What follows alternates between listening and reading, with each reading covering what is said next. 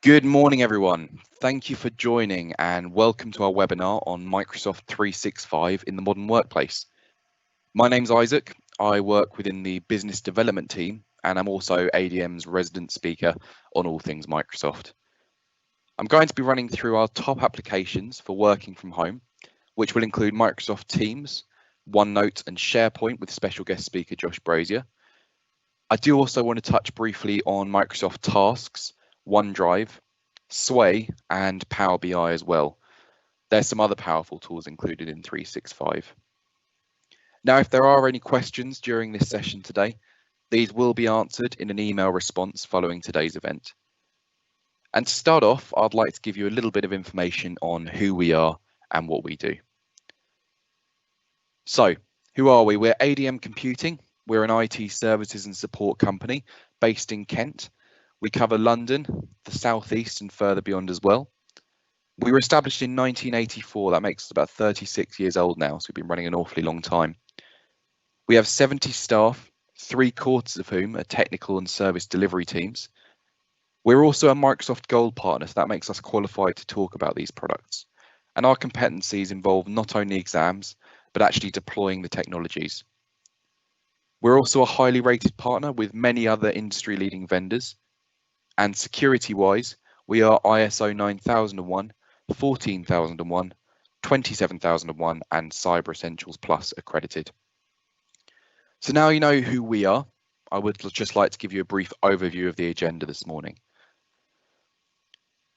So I really want to drill down into the collaboration and working from home side of Microsoft 365, given the current situation.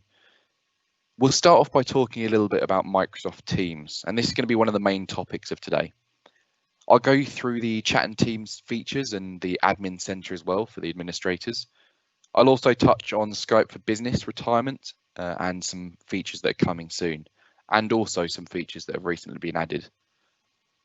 Then I'll run you through a OneNote live demonstration along with a Microsoft Tasks demonstration. I'll also be going through Power BI, one of the Power Apps. Then we'll pass over to Josh, who will be doing SharePoint. And then I'll run through a quick overview of OneDrive and Microsoft Sway as well. We also have some upcoming events that are very exciting coming soon, and I'll run you through some relevant contacts for those as well. Not to mention just this, but we also have a really exciting exclusive free live training opportunity. So please stick around to the end for me to go through that. So with that said, what is Microsoft Teams? Well, Microsoft Teams is a chat-centered collaboration powerhouse. It allows for calling, conferencing, and meetings. You can work with your team, whether they're internal to your organization or external. And with Teams, you'll have access to the integration of content, applications, Office 365 and third party, and also persistent chats. That means all of your conversations are in one place and nothing gets missed. So in short, Microsoft Teams is your single pane of glass. Let's also chat about the team and chat team features as well. So this is Teams. This is usually the landing page when you open the application. And as you can see, it's a clean and simple interface. You have your tabs on the far left, and I'm currently in the chat section. And in this screenshot, I'm in a group chat with 3 other colleagues. And again, this really shows the collaboration opportunity you're getting with this. You may have also noticed a message in bold. This just means it's unread. And if we move into the team section on the far left, we can see the teams I've been added into. Currently, I'm in my demo team and I'm in the general section. In the chat section is where I view the team chat, which I've set up with an RSS feed of BBC News at the moment. And you can also share files in the files section. You can also integrate Office 365 and third-party apps into the team by selecting the plus button.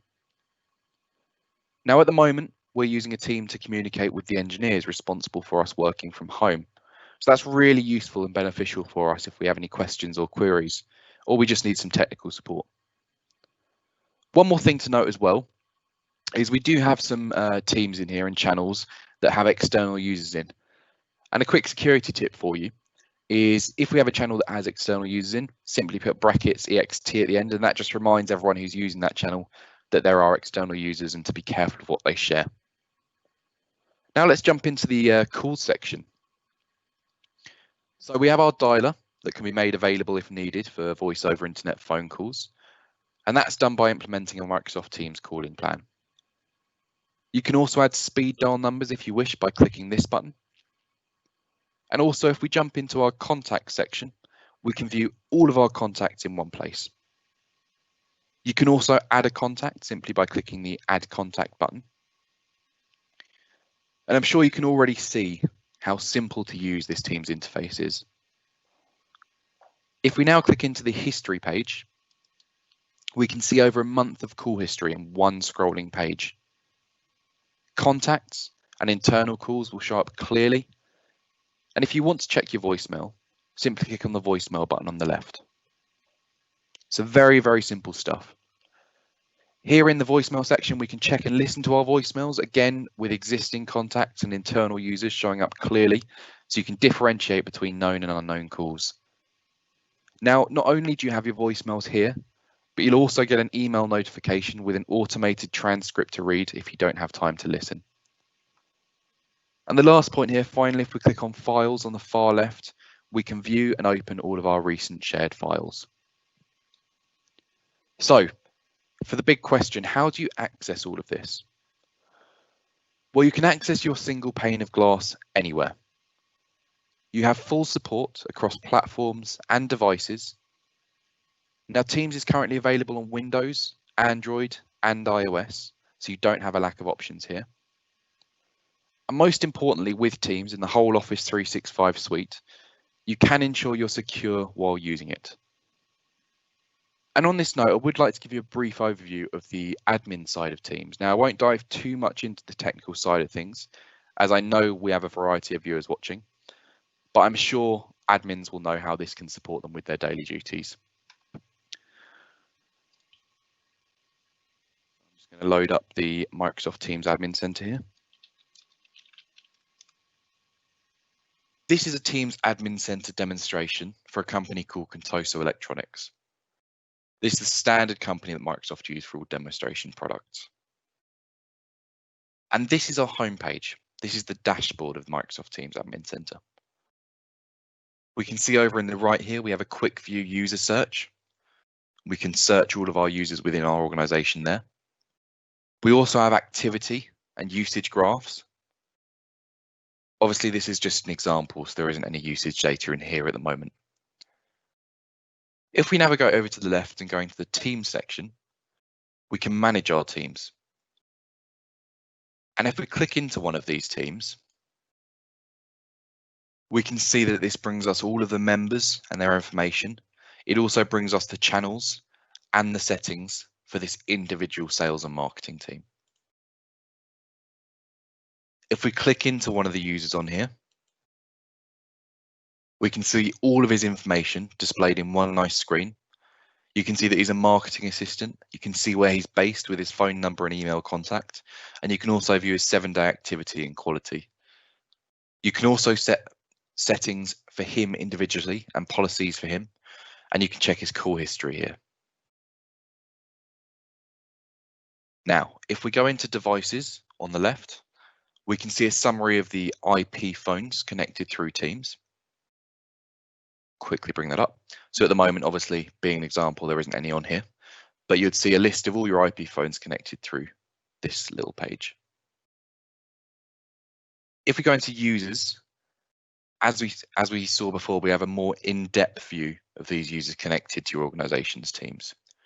So again, this is a similar sort of thing to what we saw in the Manage Teams page, but I can scroll through at a glance and check all of my users in my organization, and I can simply click on one from here to view all of their information.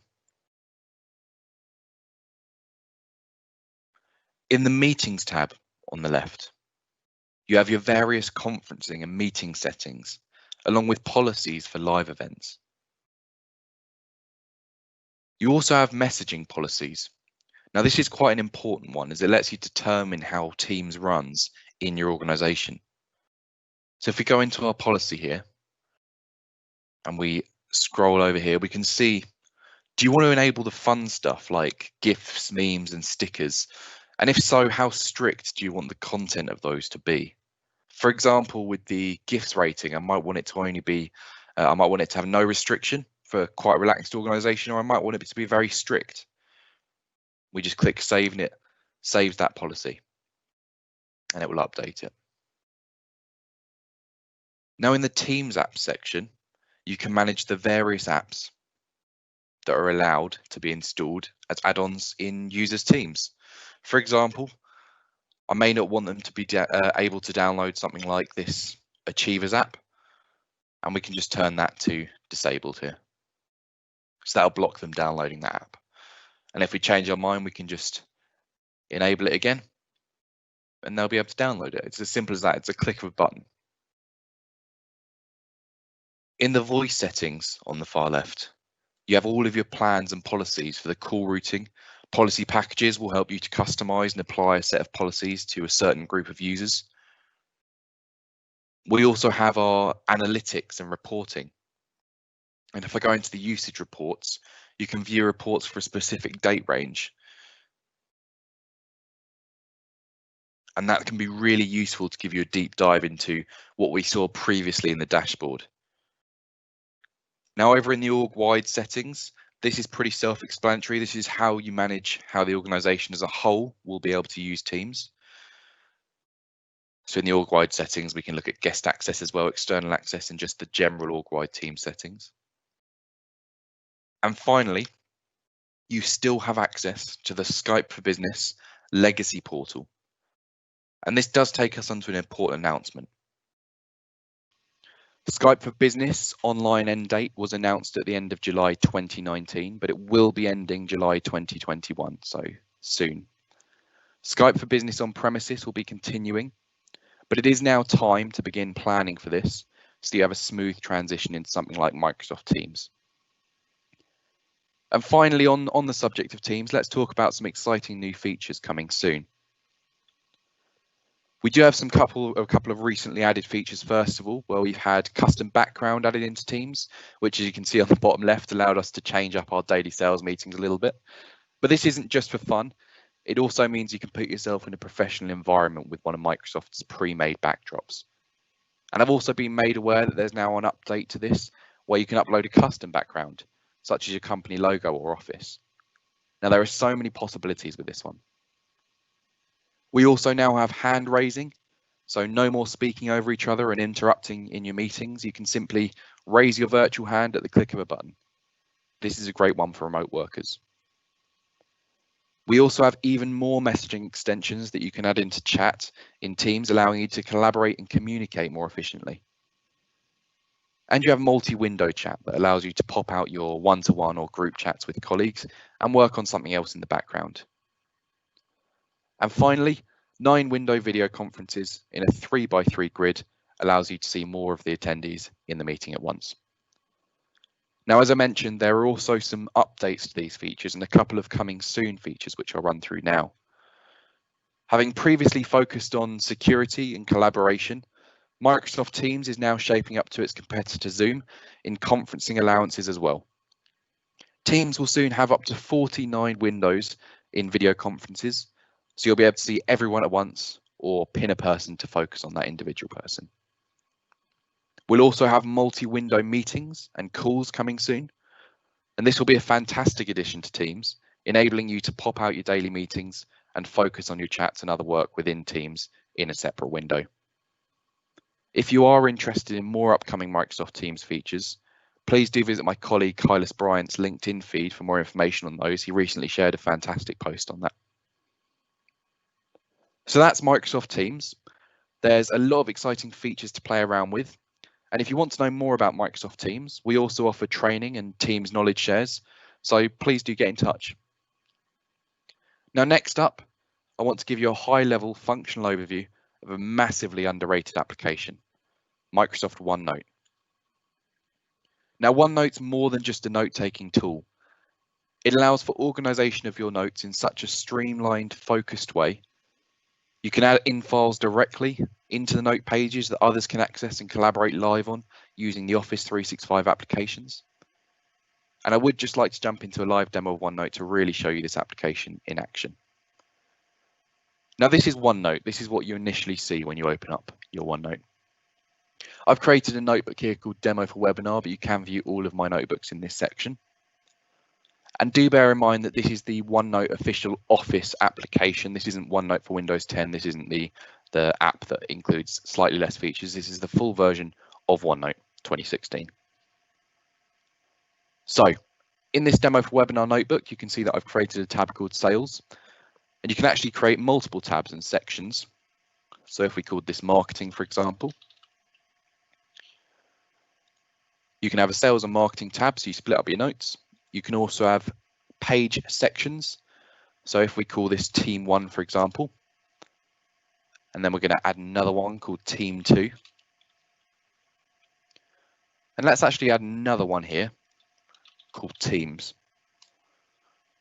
Now, as you can see, Team 1 and Team 2 would probably fall into that Teams category. So what we can do is just right click on Team 1 and we can make that a sub page.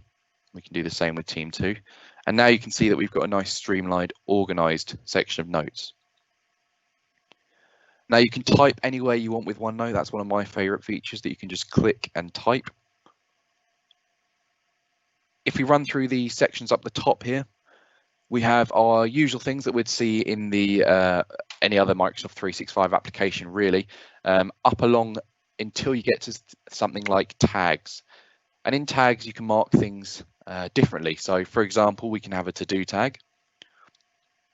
I'm just going to say get shopping, something easy, and you can tick that off as you go. And if you just hit enter, it will open another one and another one. We also have a couple of other tags. We have an important one. So this could be used if you need to remember something. So for example, if I remove the to-do tag for a second, and let's make an important one. Let's say I need to remember to speak to my colleague here. And that's an important tag. Let's do another one. We can mark a question. So say you're watching this webinar now and you think, oh, I need to remember to ask him that question. So I can say, remember to ask about OneNote. And there you go, that's a question. Now there's so many of these tags. They go much further than just this. You have remember for later, definitions, websites, ideas, passwords. There's loads and loads of tags that you can add, and loads of customization that you can do with this. And you can see a shortcut that you can customize here. Also, you can find tags. So say we're in a different notepad here and we want to find our tag that was important. You can see the important one here. All I do is click it and it will highlight it in that notebook. So really, really easy to use. You can also look at your Outlook tasks for today. So say I need to remember to ask about OneNote and it needs to be today. I can simply mark that like that, and that will drop in my Outlook calendar and integrate with that. You can also email a page. So say I want to email just this Teams page to someone, I can do that from here. And you can look at your meetings that are upcoming today. So loads and loads just in the home section. In the insert section, we also can insert spreadsheets. We can insert charts and tables and screen clippings and videos. There's everything in this OneNote. It's absolutely fantastic. You can also insert tables directly in. You can mark these as you wish. We also have page templates.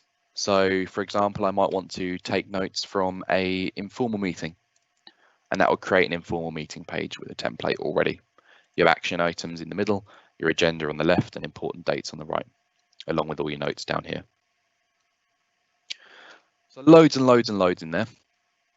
Now you also have a drawer section.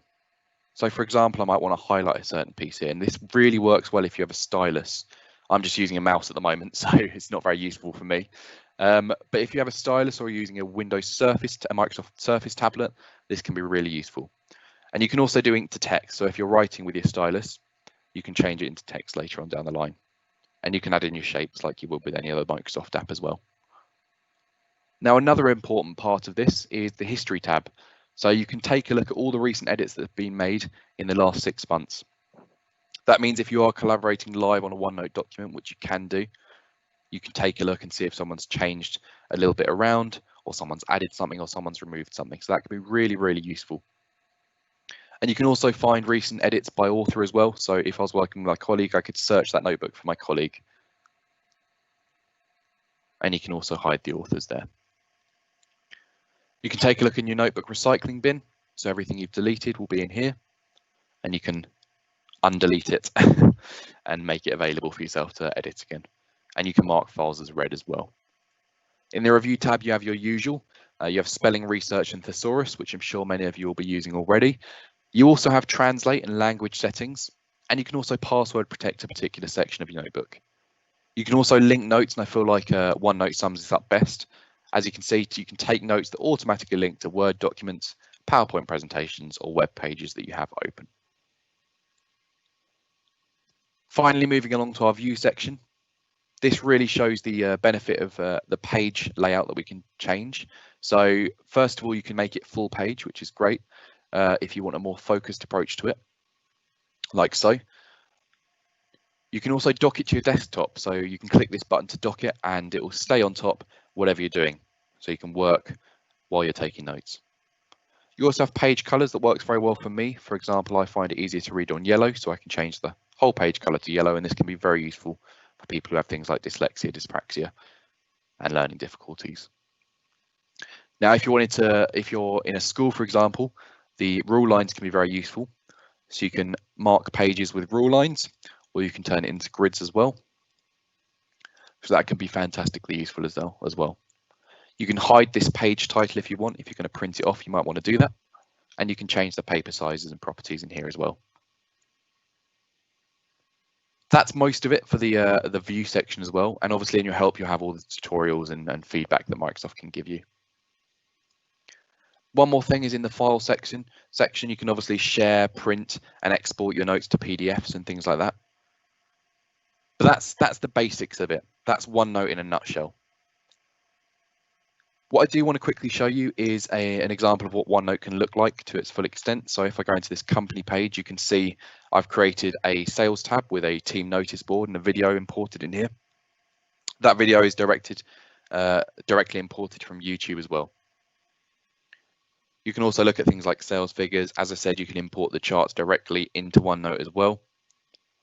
Let's go over to our marketing. You can see I've split these sections into different subheaders and headers. And in the customers, you can see an example of customer data with a picture that's imported online, and also percentages in a graph there, as well as another chart here.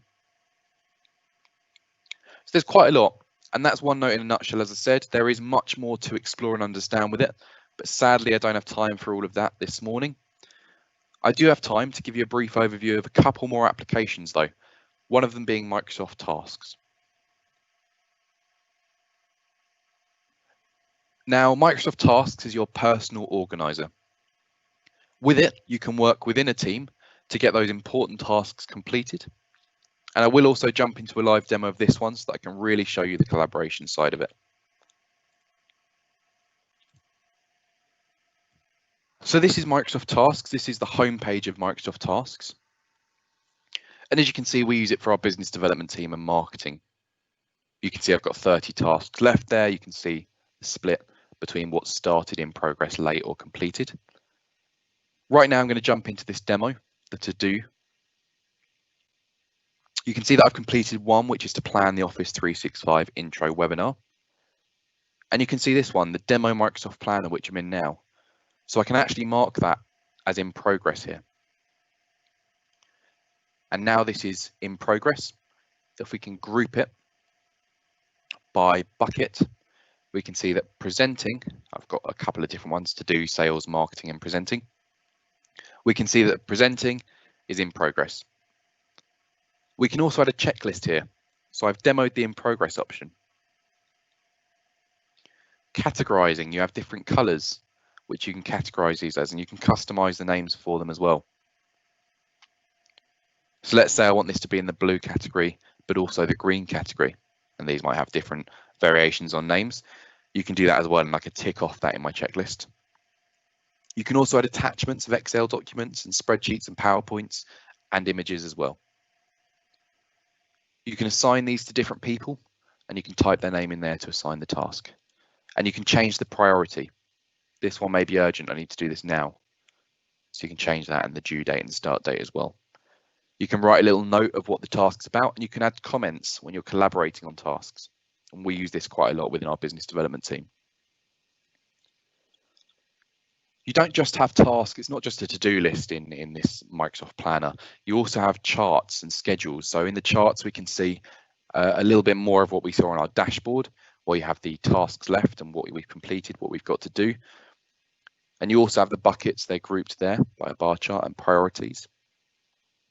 Down here, obviously, I'm the only member in the team at the moment, so you just have my name. But if you had a lot of people collaborating, you'd have a whole list of names down here that you can click on individually and look at. We can also see our tasks split up here on the right so they don't disappear completely. And if we jump into our schedule, this integrates with Outlook as well, so we can get reminders about these tasks that need doing. If I go back to my board, I can mark this as complete, and that will drop it in the completed pile. So very, very easy, very, very simple to use, and a very powerful tool. And I hope that's given you some information on this fantastic, easy to use collaboration tool. I do also want to run through one of Microsoft's Power Apps before I hand over to Josh. That's called PowerBI. So PowerBI is a data creation and presentation tool to aid in making business decisions. Now with it, you can easily connect to, model and visualize your data, creating memorable reports personalized to your organization. You can be sure to make the most out of your big data investments by connecting to all your data sources with the scale to analyze, share, and promote insights across your organization while maintaining data accuracy, consistency, and security. In terms of collaboration, you're also able to work together easily on the same data.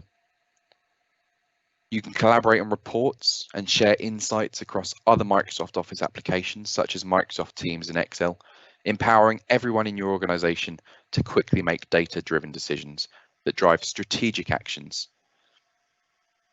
Also, with a growing library of 120 plus free connectors, everyone gets a complete picture for data-driven decision making, enabling you to connect directly to hundreds of on-premise and cloud data sources such as Dynamics 365, Azure SQL Database, Salesforce, Excel, and SharePoint.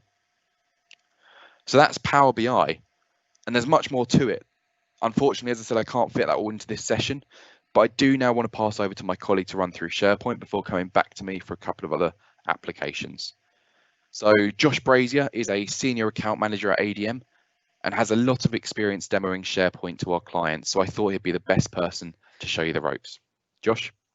Thanks, Isaac. I think I'm just going to get my screen ready and transfer it across so you can all see that.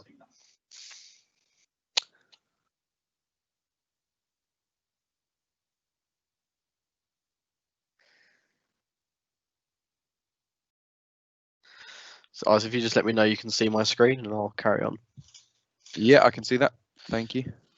Perfect. Okay. Yeah, thank you everyone for joining us today to go through Microsoft 365. My part here is to solely show you what SharePoint is, perhaps out of the box, and also with a little bit of custom development. It's going to be a real bite-sized intro today. There's further videos on our YouTube, and what worked quite well if you wanted to go into the more technical back end and see perhaps some limitations with SharePoint. I'm more than happy to share my screen with you on another call to go through that. So as we move forward, Isaac has already introduced ADM Computing and myself here as an account manager at ADM Computing with a sole look at sort of the Microsoft environment. So again, yeah, bite-size intro into SharePoint and what it can do with some sort of custom development and some stuff out of the box that you can add yourself. It's interesting to know if you're using SharePoint, chuck it in the comments. Let us know how you're using it. Are you using it as a file management platform, or are you using it as a custom development side of things? Or if you're not using it at all, hopefully I can shed some light on some use cases. Some important factors to consider, especially where we've seen moving people to SharePoint. What should you consider? What perhaps are some obstacles. The biggest one is definitely internet connection. You've got to have a fairly good internet connection, a reliable internet connection, more importantly, that will be able to keep your performance in SharePoint enjoyable. And it's not a place for the big hefty photo files that you may see, some big raw files in there, or large movie formats or videos and whatnot. There's other places for that. We see SharePoint as a place for your general business documents, your Words, your Excels, and whatever else. It's not a place for CAD drawings and that sort of thing. Training is making sure that if you're going to be deploying this out to your staff or perhaps a team, it's making sure that they know how to use SharePoint. So out of the box, it's very similar to what you're used to in File Explorer and Windows Explorer. However, as we start to push forward and look at the other avenues there, make sure that the training is there. We use a champions program similar to what Microsoft do, where we'll find perhaps a few people that have a keen interest in the IT, a keen interest in a project, or perhaps the real advocates and team leaders and managers, and we'll make sure that they are fully aware of the key values in their new project and able to push that out in a relevant business format across the company. But yeah, chuck it in the comments, let us know what you're using there, and we can reply to that at the end. So I'm going to jump over into the SharePoint demo. So this is a demo page. All the data and everything in here is it's all made up. There's no customer data or whatnot for obvious reasons. So you should be able to see my Forest Lake file management platform there. So this is what it would look like out of the box, shall we say, without the sort of branding. So what you're used to is a Word document here. I'm going to kind of show you the navigation tools and what you can see, and then we'll move on to the more custom developed internety side of things, and I'll again show you from top to bottom what we've got in there. So it's a real bite-sized overview, but hopefully it'll give you a sort of gist as to what SharePoint is. So as we can see, we have a navigation bar at the top.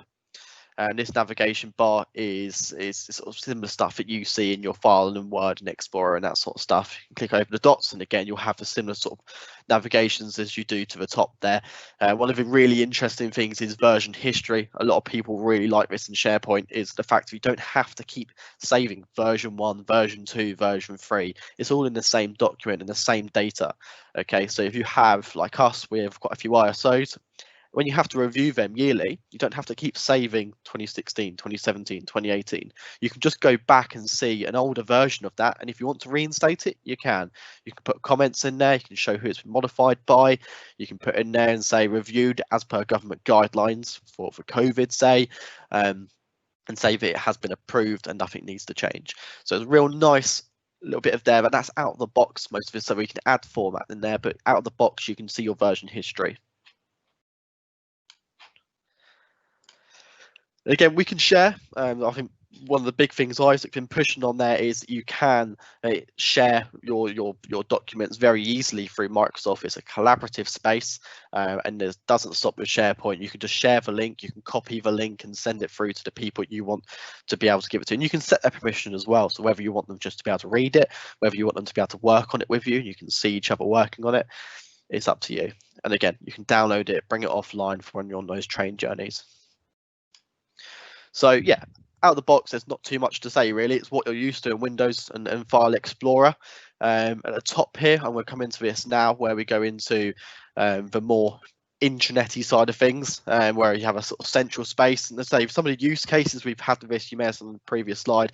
If you have perhaps old software, HR is a big shout for this, where if you've got a little bit of software that does expenses, a little bit of software that does holiday bookings, another piece that does perhaps scheduling for, I know, parties, projects and that sort of stuff, you can consolidate that into one space in SharePoint. And whether you want to be able to put an API in there, depending if it's available, and link that software, or if you want to recreate it into SharePoint, again, it's another thing you can look at. It may be that you have legacy software that hasn't been updated in years.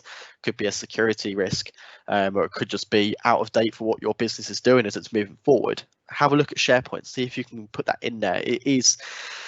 it's not the same as Dynamics, which obviously Isaac's alluded to a little while ago. Dynamics is a bit more of a full-blown system. However, SharePoint is nice for these little things and to look at what you can do in there for custom development, and that's something that ADM do. However, there is nice bits in there that you can add yourself, which I will explain as we go through. So this here is a site, a SharePoint site, something that we've created for a dummy school. The navigation bar at the top there, you can see sort of last published and edit bars for myself as I'm an admin on this screen, so you perhaps wouldn't see that if you're an end user, so you can't sort of messing around with it. But you can see there, navigation bar with a nice big branding, which could be similar to your website. And again, the sort of branding side of things here, very easy for yourself to do. If you click on sort of like new, I'm not going to go into it now, but if you click on new, you have a really nice sort of format to be able to change it, and it's already there, layouts that Microsoft suggest. So as we come down here, we have notices. So it may be also you want to let people know you've won an award. It could be that you want to share some important news with a change in policies or something along those lines. And you can also see views and dates created. And here we have the tiles platform. A really popular layout in SharePoint is having the tiles really easy to use. I'll come on to that in just a second, but on the right hand side here we have where it says term ends and the weather. These are just simple things you can plug in that's readily available in SharePoint. On the right here, we'd normally have the Twitter feed, which I think has been turned off, but you can have Twitter perhaps to BBC News, or you can have it to your own sort of stuff there. There's plenty you can add in there. Here at the bottom, we have some upcoming events. So like here at ADM, we're big believers in doing some sort of team activities or whatnot when the well, probably pre-COVID is where you can go out and you can obviously socialise with people from the office rather than a workspace. So we often have sort of stuff there where we can put in events like we have an ADM football charity game once a year. A real nice easy place where you can perhaps have that linked up with things like Teams and Outlook, etc. I'll come on to that a bit more in a sec when we get to the tiles, but yeah, again, a nice easy space for that with some resource links on the right, which could be shortcuts. It could be, again, APIs to other bits of software that you have. Now, ADM, if you're used to our support team, we have 3 support teams. This is very similar to what it says at the bottom here. You can actually have separate sites if you wanted to. So we have a team called Apache, and they can have their own site, which can be accessed by just them. You can have that very nailed down in terms of permissions, and it can be similar to yourself if you have like a sales, marketing, support service teams or dispatch team. You can have separate sites that only they can see. That can be very much nailed down in terms of permissions and whatnot. So you can have a central space, and then you can split off to the relevant departments through the company. Yeah, this is hovering over this. This is just the school teams with point systems on there. Now we come back up to the tiles here. Now on these tiles, we've created a sort of sub menu link. So if I hover over one, you can see it splits into menus rather than having multiple tiles across the screen. So it just keeps it relevant. And again, we'll hover over a few options there. You can have maybe 3, maybe have just 2. Now, if you're a school, then you'll probably be familiar with things like ISAMs and SIMs. Again, that's just connecting in there with an API. Whether you want to be able to bring in data by using things like PowerBI, as Isaac alluded to earlier, part of the Power Platform, you can do that, or you can just have a view, or you can have as an API through to the software. So there's lots of stuff you can do. It really does need sort of scoping and seeing how you would use it, and we help you with that. We've got some really nice documents to be able to document that and show you what other people can do as well. Perhaps some ideas and share some creative imaginations around it. So we'll start with the resource bookings. This is quite a relevant one to a lot of people, whether you want to book an engineer, or you want to book a room or a parking space or a car. You can just hover over. If you want to see it as a room view or a calendar view, we'll click calendar for now, and you can see there a nice overview of obviously the people. It could be a room or parking spaces. Now, some of the stuff that we've been approached about is if you're booking Perhaps this is quite relevant to holiday bookings maybe, or booking works for engineer. If that one person keeps booking off the same day every year over Christmas, you can also alert it to tell you this person has tried to request or has had this off for the last 2 or 3 years on the 24th of December or 23rd of December, what it may be, to keep it fair if you wanted it in that instance, or keep the right amount of people in the office in that instance as well. So as you can see here, anything that we book through this, if we want to book a new time, then that will send them a Outlook calendar invite, and you can also set them a task in SharePoint that they need to acknowledge and tick to confirm they've read it. And that's the same as policies as well. If you want to put out a file, you can set that as a task, which is just here. I don't think there's going to be any tasks in here, but yeah, you would see a few tasks here which you'd be able to click and confirm. Great for ISO policies if you need to send something out. There's been a change for them to read it. GDPR was a big one there, where you can send that out if they need to read some training. So you have leave request. If I want to click a new holiday, as we spoke about earlier, I can just put in the easy stuff there and it will send it through to the line manager or HR and allocate as a task or an email. And then as soon as that's clicked and confirmed, you can send a calendar invite out to their emails to be able to show them as holidays confirmed. Now, a nice interesting one here is if I have a new member starting the team, how many emails do you have to send to let each person know that this new starter is joining? IT for a new laptop, HR or accounts to set them up on the payroll, their line managers to say they've got a new member joining that team, perhaps the training department. There's multiple emails. So with this way is you can keep it all in one space, and you can put all of their details in, and then that would then automatically through Flow send a task or an alert or an email or a Teams. It's up to you how you want it. Again, you need to scope to let them know that this is happening. So just from one form, it does it all automatically for you, and then people can get on to sorting stuff out. Again, there's other multiple different menus in here as well, where you can see that.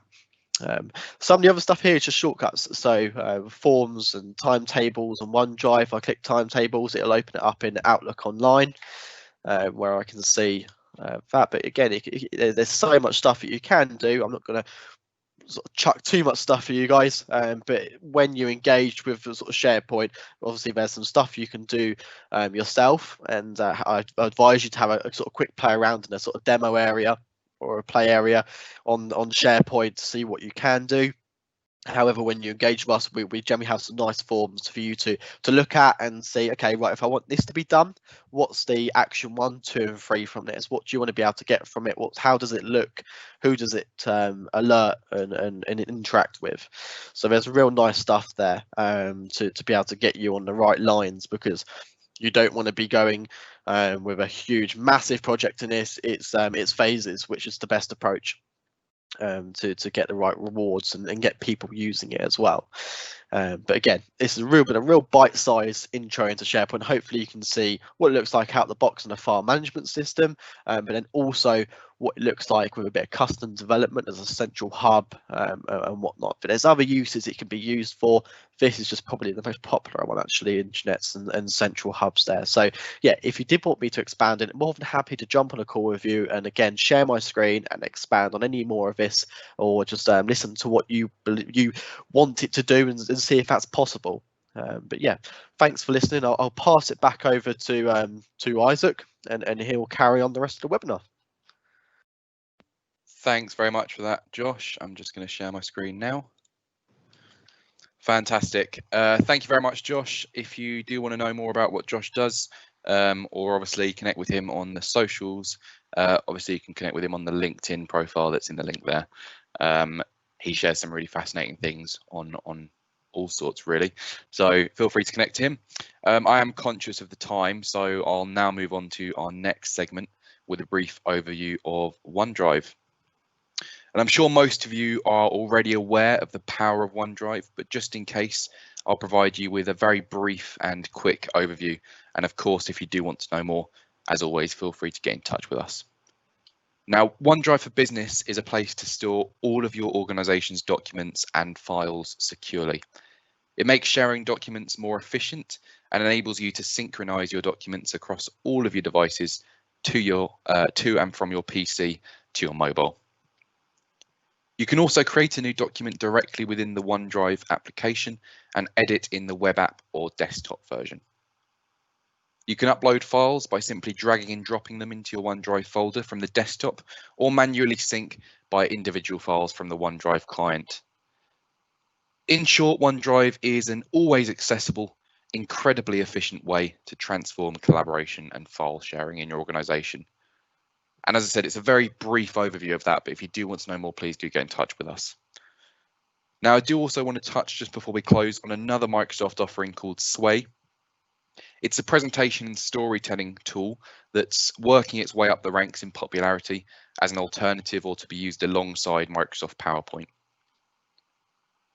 Sway is an application from Microsoft Office that makes it easy to create and share interactive reports, personal stories, presentations, and more. You can start by adding your own text and pictures, search for and import relevant content from other sources, and then watch Sway do the rest.